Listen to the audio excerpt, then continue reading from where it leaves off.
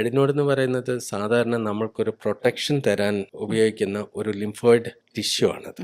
നമ്മൾക്ക് കുട്ടികൾ ജനിക്കുന്ന സമയത്ത് അവർക്ക് ജനറലി ഇമ്മ്യൂണിറ്റി കുറവായിരിക്കും. നമ്മളൊരു അഡൽട്ട് ആകുമ്പോഴാണ് നമ്മൾക്ക് ഫുള്ളായിട്ട് ഇമ്മ്യൂണിറ്റി നമ്മൾക്ക് ഡെവലപ്പ് ചെയ്യുന്നത്. ആ ഡെവലപ്പ് ചെയ്യുന്നത് വരെ നമുക്ക് ഈ കുട്ടിയെ നമുക്ക് പ്രൊട്ടക്റ്റ് ചെയ്യണം ഫ്രം എൻവയൺമെൻറ്റും പല പാത്തജൻസും ബാക്ടീരിയ വൈറസും എല്ലാം നമ്മുടെ ചുറ്റുമുണ്ട്. അപ്പോൾ അതിൻ്റെ ഒരു first stage of protection like security guard, നമ്മുടെ വീട്ടിൻ്റെയൊക്കെ മുന്നിൽ സെക്യൂരിറ്റി ഗാർഡ് നിൽക്കുന്ന അതുപോലെയുള്ള ഒരു ബേസിക് ഓർഗനാണ് ഈ അഡിനോയിഡ്.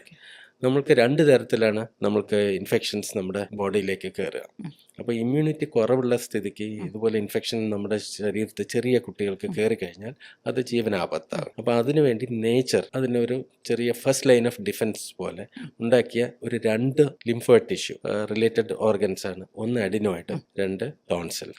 2 തരത്തിലാണ് നമ്മൾക്ക് ഇൻഫെക്ഷൻ നമ്മുടെ ശരീരത്തിൽ കയറുന്നത്. ഒന്ന് മൂക്കിൽ വഴി ശ്വസിക്കുന്ന വഴി, 2 ഭക്ഷണം വായ വഴി.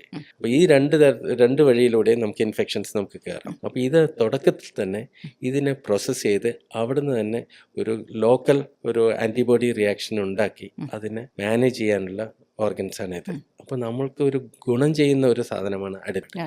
പലരും അത് നമ്മൾ പല സർജിക്കൽ റീസൺ പറയുമ്പോൾ ഇതൊരു നമ്മൾക്കൊരു ഗുണം ചെയ്യുന്ന ഒരു സാധനമല്ലേ, അങ്ങനെ അതിനെ എടുക്കാൻ പാടുമോ? തീർച്ചയായിട്ടും അങ്ങനെ ഒരു നല്ലൊരു കാര്യം നമ്മൾ ഒരിക്കലും നമ്മൾ എടുക്കണമെന്ന് പറയില്ല. അപ്പോൾ ഈ അഡിനോയിഡിൻ്റെ ഫങ്ഷൻ ഇതാണ്. പക്ഷേ as children grows other parts of the immune system, നമുക്ക് lymphoid tissue, lymph nodes, liver, spleen, ഇങ്ങനെ ബോൺ മാരോ, ഇതിലെല്ലാം നമ്മൾക്ക് ഇമ്മ്യൂൺ സിസ്റ്റം ഡെവലപ്പ് ചെയ്തിട്ട് വരുന്നതാണ്. അത് മെച്യൂർ ആയി വരുമ്പോഴേക്ക് ഇതിൻ്റെ ഫങ്ഷൻ കുറയും. അങ്ങനെയാണ് ഇത് നോർമലി.